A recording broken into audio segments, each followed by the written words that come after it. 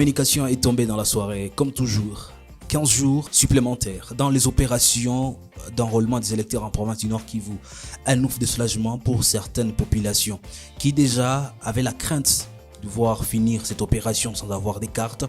Georges Benoît m'a compté parmi ces gens qui avaient du mal à aller s'enrôler.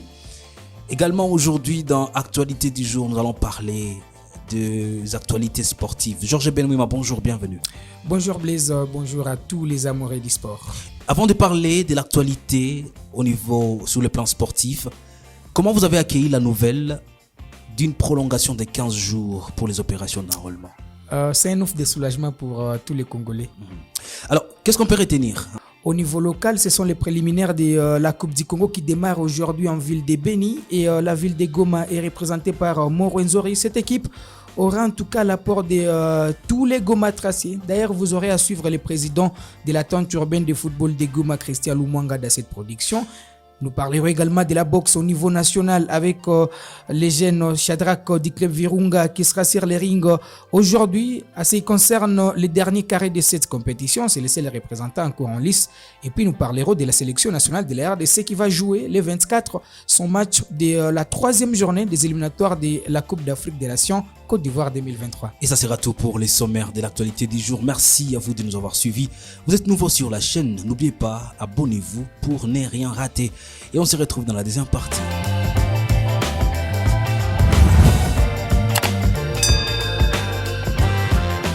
Il a été réhabilité dans ses fonctions, le gouverneur de la province du Nord Kivu.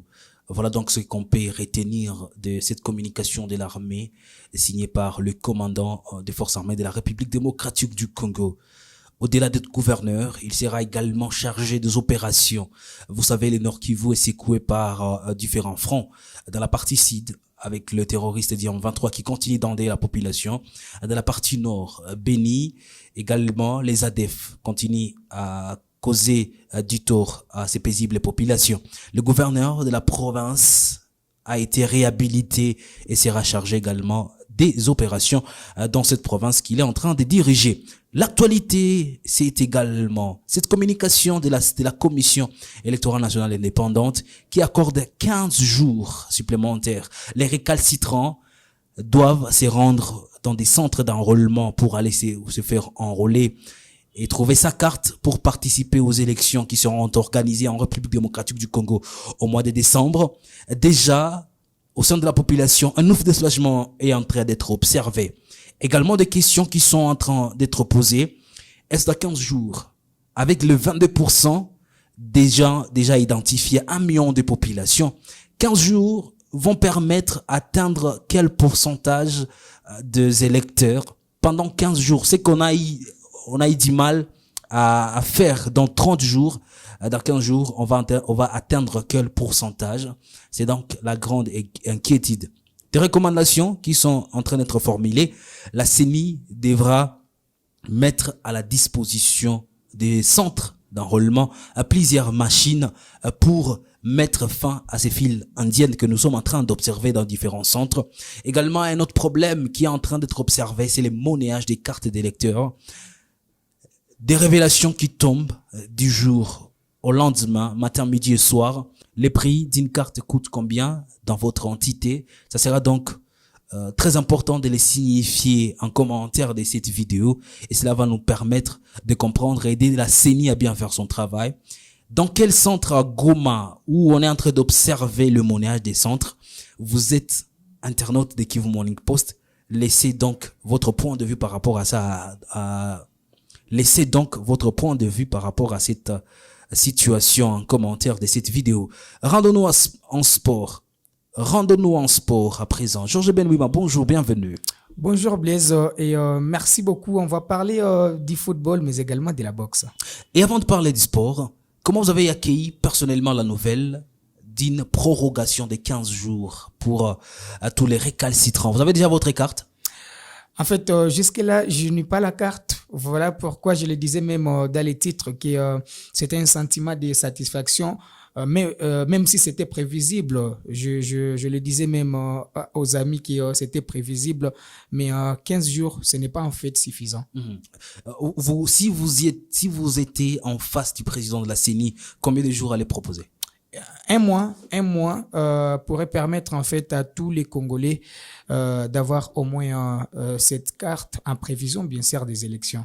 Si la CENI veut avoir des élections inclusives où tout le monde va y participer, prenez donc en compte les recommandations des Congolais. Allez, Georges Ben Mouima, parle-nous du sport. Allez, merci beaucoup Blaise. On commence par les préliminaires de la prochaine édition de la Coupe du Congo avec les représentants de la ville de Goma, l'AS Morwenzori qui entre en lice ce jeudi face à la formation de l'IS Sokozaki. Et donc, cette équipe de la ville de Goma aura en tout cas l'apport de toute une ville. C'est ce qu'a dit d'ailleurs les présidents de l'attente urbaine de football de Goma dans un entretien exclusif que nous avons réalisé avec Christian Lumwanga que je vais vous proposer de suivre. Le seul message que nous pouvons donner, c'est un message de bénédiction et d'encouragement à ce club qui s'est sacrifié corps et âme pour se battre et se qualifier pour la phase préliminaire, qui a joué avec des espoirs aussi. Nous sommes en train d'encourager, nous avons encore encouragé avant que l'équipe parte pour Beni, avant que l'équipe s'envole, vraiment toutes nos bénédictions les ont accompagnés. Et nous continuons toujours à faire le suivi pour que l'équipe puisse se qualifier encore pour la deuxième fois dans cette phase qualificative dans le centre de l'FB plutôt. Donc, ils ont reçu des encouragements, ils ont reçu des réconforts de la part des dirigeants de l'entité. Donc, c'est une chose que nous continuons toujours à le faire et nous ne cesserons jamais de les appeler au moment utile pour savoir ce qui se passe et comment ça se fait là-bas. Nous sommes toujours aux aguets, nous attendons ce qui va se passer après les 90 minutes. On n'allait pas dire maigre, mais on peut dire que c'est seulement les deux clubs qui se sont donnés. C'est pourquoi j'ai parlé au début que nous encourageons toujours les dirigeants qui se sont donnés, parce que la Coupe du Congo, c'est payant. Et vous savez, la situation actuelle de nos clubs, la situation actuelle de nos dirigeants, et la situation sécuritaire qui nous encasse, qui fait que ce n'est pas tout le monde, ce n'est pas n'importe qui pourra se sacrifier pour se représenter dans cette compétition. Et surtout, vous savez, la compétition, la phase finale, la phase qualificative, ça allait se passer à Beni. Et à Beni, ce n'est pas facile de se déplacer. Comme il n'y a pas l'accès, la voie routière n'était pas disponible, il fallait emprunter la voie aérienne. Et pour payer les billets d'avion, ce n'est pas facile. Donc c'est pourquoi nombreux clubs se sont un peu été ressentis de pouvoir se montrer dans cette phase pour la Coupe du Congo, la 58e édition de la Coupe du Congo. Pour le football au niveau de la division 1, vous savez, cette concurrence a commencé depuis le début. C'est depuis le début du championnat, depuis le début que les équipes, vraiment, l'écart n'était pas vraiment significatif, parce qu'il y avait l'écart d'1 point, 2 points. Donc, tous les 12 clubs, vraiment, ils se sont engagés corps et âme pour se placer en ordre utile.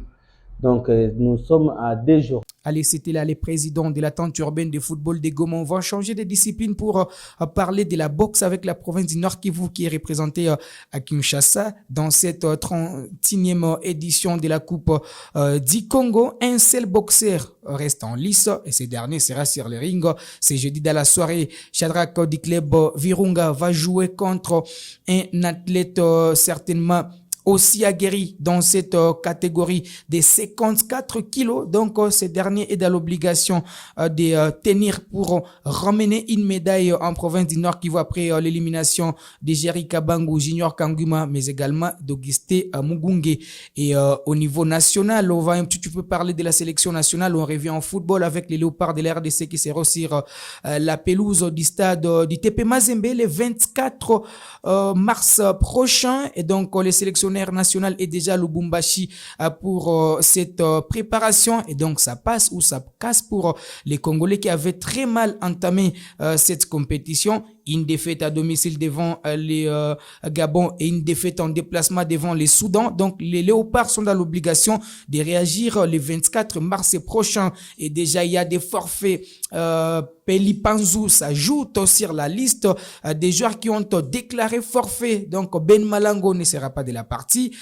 Ou encore Niskes Kebano et Peluridok aussi a déclaré forfait puisqu'il a été blessé. Donc, la RDC pourra compter sur certains joueurs comme Cédric Bakambu qui a fini comme meilleur arbitre de la première partie du championnat en Grèce. Il y a Yohan Wissa qui a marqué d'ailleurs le dimanche passé avec son équipe de Brentford. Donc, les coachs de la sélection nationale de la RDC est en tout cas obligé de faire un très beau résultat pour permettre à la RDC de se relancer dans cette course vers la qualification de la prochaine Coupe d'Afrique des Nations Côte d'Ivoire 2023. Et si je ne suis pas en conflit avec ma mémoire, il y a un club de Goma qui va faire son déplacement le week-end. Qu'est-ce qu'on peut retenir? Allez, c'est la formation du Daring Virunga qui sera à Bukavu les dimanches pour être reçu par Étoile du Kivu et Virunga quitte Goma, c'est samedi. Et sauf imprévu, Kivu Morning Post sera de la partie pour suivre de près cette rencontre puisque l'objectif de notre chaîne, c'est aussi la promotion du sport dans la partie orientale de la République démocratique du Congo. Pour dire qu'à l'Est, il n'y a pas seulement la guerre, il y a le football, il y a la boxe, il y a également le cyclisme. Vous avez donc raison d'être abonné sur Kivu Morning Post et de continuer à nous suivre du jour le jour. Merci beaucoup et c'est la fin de l'actualité du jour et on se retrouve dans un autre numéro.